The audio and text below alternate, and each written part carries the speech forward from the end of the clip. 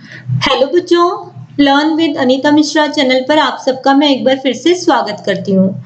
तो बच्चों, आज का ये जो वीडियो है क्लास 8 सुनहरी धूप टेक्स्ट बुक से जो हमारा लेसन नंबर 12 है नागालैंड। इस पाठ के हम लोग मौखिक, लिखित, अर्थग्रहण संबंधी प्रश्न और दीर्घोत्तरीय प्रश्न आज के इस वीडियो में सीखेंगे।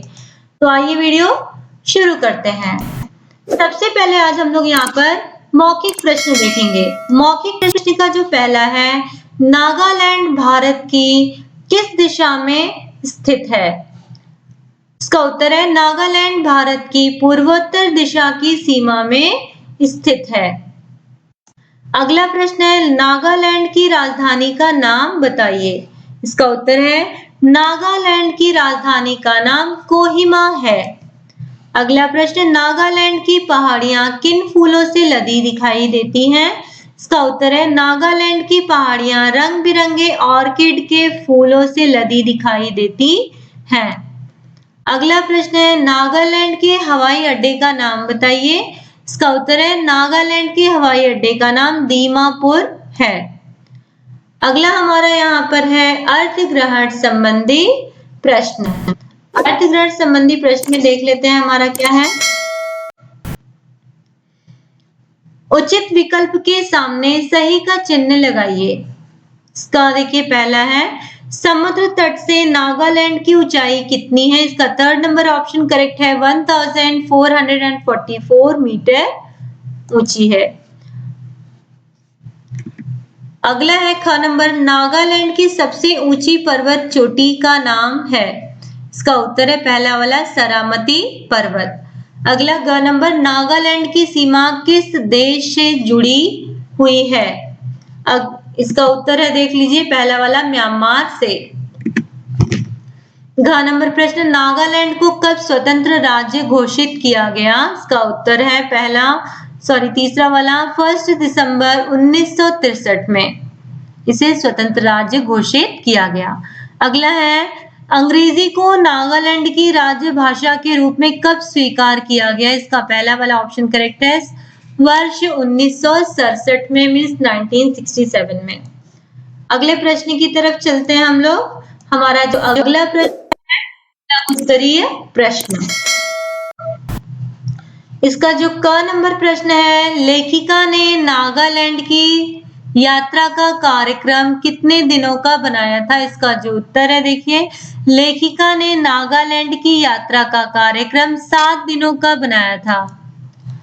ख नंबर, लेखिका ने अपनी यात्रा का प्रारंभ कहां से किया? इसका उत्तर है लेखिका ने अपनी यात्रा का प्रारंभ दिल्ली हवाई अड्डे से किया। अगला प्रश्न, नागालैंड की प्रमुख नदियों के नाम बताइए। इसका उत्तर है नागालैंड की प्रमुख नदियों के नाम है धनसिरी, दोयांग, डीकू, तिजू और मेलक। अगला जो प्रश्न है हमारा यहाँ पर, नागालैंड को फूलों की घाटी क्यों कहते हैं? इसका उत्तर है नागालैंड को फूलों की घाटी इसलिए कहते हैं क्योंकि यहाँ के जंगलों में अनगिनत किस्म के रंग बिरंगे फूल देखने को मिलते हैं।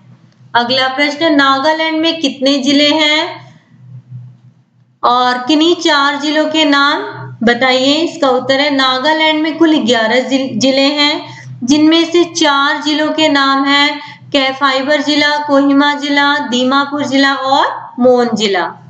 4 नंबर प्रश्न, प्रकृति के विभिन्न उपादानों ने लेखिका को किस प्रकार आकर्षित किया?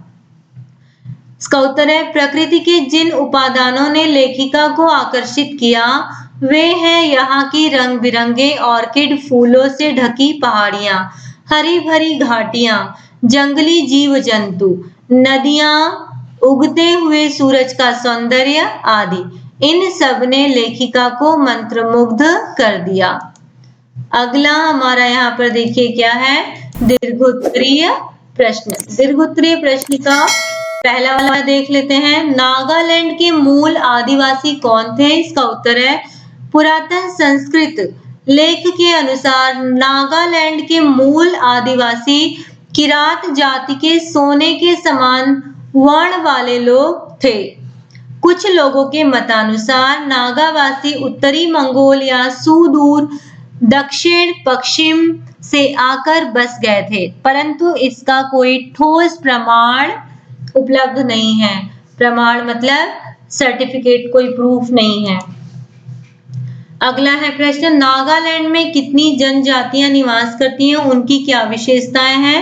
इसका उत्तर है नागालैंड में 16 प्रमुख जनजातियां निवास करती हैं। उनकी विशेषताएं ये हैं कि उन सबकी अपनी अपनी अलग अलग भाषाएं हैं, एक जाति के रीति रिवाज, खान पान, तौर तरीके, उत्सव आदि किसी दूसरी जनजाति से नहीं मिलते हैं। मतलब सब जितनी भी जनजाति हैं सबका रहन सहन, खान पान जो है सब कुछ अलग अलग है।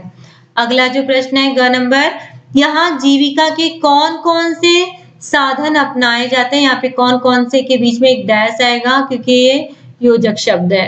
अगला देखिए इसका उत्तर क्या है, यहाँ जीविका के लिए कई साधन अपनाए जाते हैं जैसे खेती तथा हस्तशिल्प उद्योग आदि जीविकोपार्जन के मुख्य साधन हैं। ठीक है, यानी कि जीविका चलाने के लिए, जीने के लिए, खाने के लिए ये सब जो है मुख्य साधन हैं। इनके अतिरिक्त कपड़ा बुनना, लकड़ी पर नक्काशी करना, नक्काशी मतलब कोई शेप वगैरह बनाना, बर्तन बनाना, कलात्मक आभूषण बनाना आदि काम भी व्यापक रूप से किए जाते हैं। अब पर्यटन उद्योग भी विकास कर रहा है। अगला प्रश्न है, नागालैंड की जनजातियों के उत्सव सामान्यतया किन प्रसंगों पर आधारित होते हैं? इन उत्सवों से नागा वासियों को क्या प्रेरणा मिलती है? इसका उत्तर है नागालैंड की जनजातियों के उत्सव सामान्यतया नव वर्ष के स्वागत के लिए, कृषि के लिए, ईश्वर को धन्यवाद देने के लिए, मृत आत्माओं की शांति हेतु प्रार्थना करने के लिए आदि प्रसंगों पर आधारित होते हैं। इन उत्सवों में नागावासियों को एक साथ मिलकर नागालैंड की रूमानी और ऐतिहासिक घटनाओं तथा कला और संस्कृति को बचाए रखने की प्रेरणा मिलती है। अगला प्रश्न है, लोक नृत्यों और लोक गीतों को नागा संस्कृति की पहचान क्यों कहा गया है? इसका उत्तर है लोक नृत्यों और लोक गीतों को नागा संस्कृति की पहचान इसलिए कहा गया है क्योंकि यहाँ की लगभग सभी जनजातियां लोक नृत्य, लोक गीत और उत्सव प्रिय होती हैं। वे सब वर्ष भर पूरे रीति रिवाज के साथ सभी उत्सव मनाती हैं। इन्होंने आज भी नागालैंड की कला एवं संस्कृति को जीवंत रखा है। गणतंत्र दिवस की परेड में भी इन कलाओं का प्रदर्शन सम्मिलित रहता है। अगला है प्रश्न, उत्सव प्रेमी नागा जनजातियों का हॉर्नबिल पर्व कहाँ मनाया जाता है? इसका उत्तर है उत्सव प्रेमी नागा जनजातियों का हॉर्नबिल पर्व कोहिमा से 12 किलोमीटर दूर नागा हेरिटेज विलेज किसामा में एक सप्ताह तक मनाया जाता है, जिसमें सभी जनजातियां भाग लेती हैं। तो यहाँ पर देखिए ये हमारा वीडियो समाप्त हुआ, और अगर वीडियो अच्छा लगा तो वीडियो को लाइक कीजिएगा, चैनल को सब्सक्राइब नहीं किया तो सब्सक्राइब कर लें तथा दूसरों के साथ भी शेयर जरूर करें। हम लोग मिलते हैं फिर से अपनी नई वीडियो के साथ, तब तक के लिए धन्यवाद।